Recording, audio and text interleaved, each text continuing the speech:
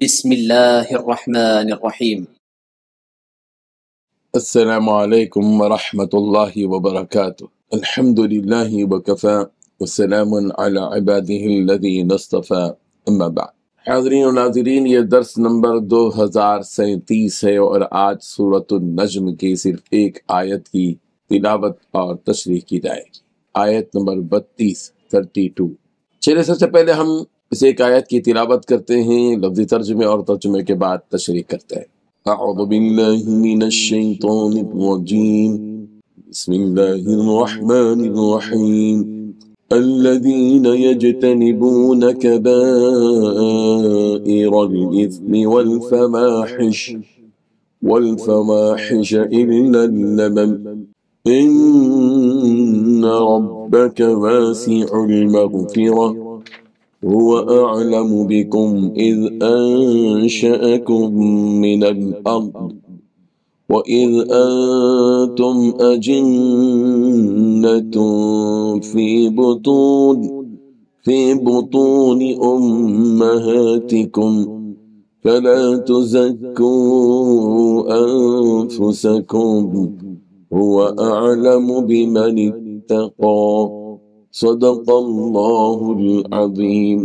لفظی ترجمہ یوں ہے، الذین، وہ لوگ جو یجتنبون، بچتے ہیں، کبائر الاسم، کبیرہ گناہوں سے، والفواحش، اور بے حیائی کے کاموں سے، الا اللمم، سوائے صغیرہ گناہوں کے۔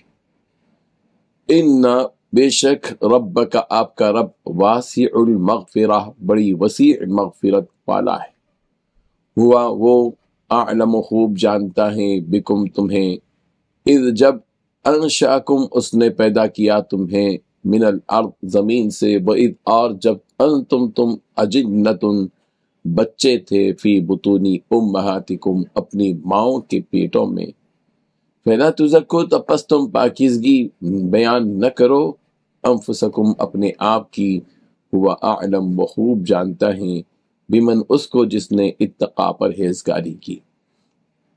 ترجمہ یوں ہے، ان لوگوں کو جو بڑے بڑے گناہوں اور بے حیائی کے کاموں سے بچتے ہیں، البتہ کبھی کبھار پھسل جانے کی بات ہے اور ہے، یقین رکھو تمہارا پروردگار بہت وسیع مغفرت والا ہے، وہ تمہیں خوب جانتا ہے۔ جب اس نے تمہیں زمین سے پیدا کیا اور جب تم اپنی ماؤں کے پیٹ میں بچے تھے، لہذا تم اپنے آپ کو پاکیزہ نہ ٹھہراؤ، وہ خوب جانتا ہے کہ کون متقی ہے۔ اس آیت میں 7 باتیں بیان کی گئی ہیں۔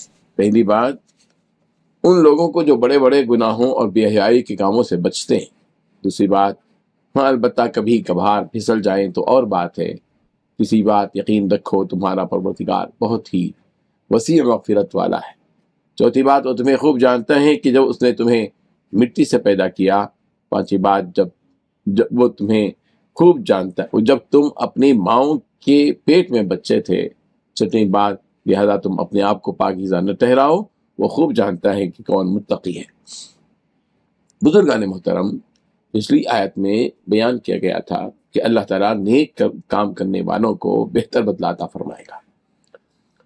یہاں اللہ تعالیٰ ان محسنین یعنی نیک اعمال کرنے والوں کی صفات بیان فرما رہے ہیں کہ محسنین تو وہ لوگ ہوتے ہیں، نیکوکار، جو کبیرہ گناہوں سے یعنی شرک، قتل، فساد، والدین کی نافرمانی، یتیم کے حقوق کی پامالی وغیرہ سے اپنے آپ کو بچائے رکھتے ہیں، اور ساتھ ہی بے حیائی کے جتنے بھی کام ہیں جیسے کہ شراب پینا، زنا کرنا وغیرہ، یہ سب کبیرہ گناہ ہونے کے ساتھ ساتھ بے حیائی کے بھی کام ہیں، ان سب سے اپنے آپ کو محفوظ رکھتے ہیں، تو یہ ایسے ہی لوگ ہیں جنہیں نیک کہا جا سکتا ہے۔ ہاں البتہ کبھی کبھی ان سے بھی کچھ غلطیاں اور گناہ انسان ہونے کی وجہ سے سرزد ہو جاتے ہیں، مگر وہ اس پر مصر نہیں رہتے، بلکہ فوراً اپنے رب سے معافی مانگ لیتے ہیں اور اس کے سامنے سچی توبہ کر لیتے ہیں، تو ایسے وقت میں بھی اللہ تعالیٰ انہیں معاف کر دیتا ہے۔ بعض مفسرین نے یہاں الا اللمم کی تفسیر فرمائی، اور بعض مفسرین نے اس کے معنی بیان فرمائے کہ وہ اپنے آپ کو کبائر سے تو بچاتے رہیں، لیکن کبھی کبھی صغائر ان سے سرزد جائیں تو اللہ تعالیٰ اسے نظر انداز فرما دے گا، جبکہ وہ ان سے بھی توبہ فرما لے۔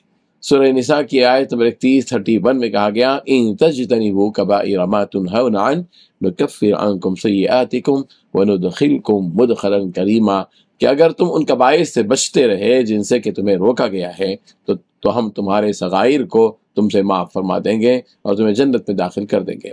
بعض کبائر یعنی بڑے گناہوں کی فہرست گنواتے ہوئے نبی رحمت صلی اللہ علیہ وسلم نے فرمایا کہ 7 ہلاک کرنے والی چیزوں سے بچو، اور وہ کیا ہے؟ اور وہ اللہ کے ساتھ شرک کرنا، جادو کرنا، کسی ایسے شخص کا قتل کرنا جس کے قتل کو اللہ تبارک تعالیٰ نے حرام فرما دیا سوائے حق کی وجہ سے، جیسے کہ حد وغیرہ میں، یتیم کا مال کھانا، سود کھانا، لڑائی کے وقت میدان جنگ سے بھاگ جانا، بھولی بھالی پاک باز خواتین پر تہمت لگانا۔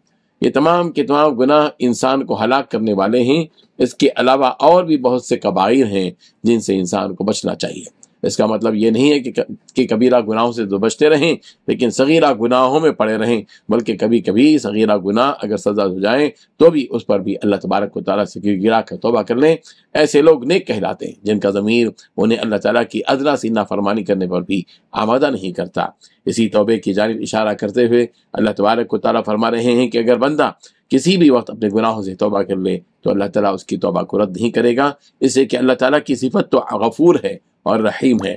اگر کوئی انسان ندامت سے بھرے 2-4 آنسو اس رب کے سامنے گرا دے تو اس کی رحمت اس انسان کو بخشے بغیر رہ نہیں پائے گی، اور انسان اس رب کو بڑا بخشنے والا پائے گا۔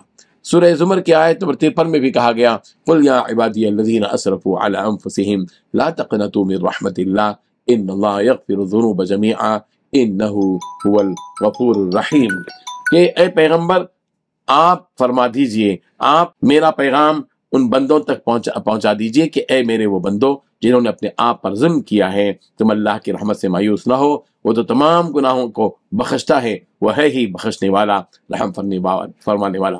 یہ جو توبہ ہوتی ہے اس کا تعلق دل سے ہوتا ہے۔ اگر کوئی زبان سے توبہ کر لے لیکن دل اس سے توبہ نہ کرے تو اس کا یہ توبہ کرنا کسی فائدے کا نہیں ہے۔ اللہ تبارک و تعالیٰ ان حقیقتوں کو سمجھنے والا بنا دے۔ آمین۔ وآخر دعوانا ان الحمد للہ رب العالمین۔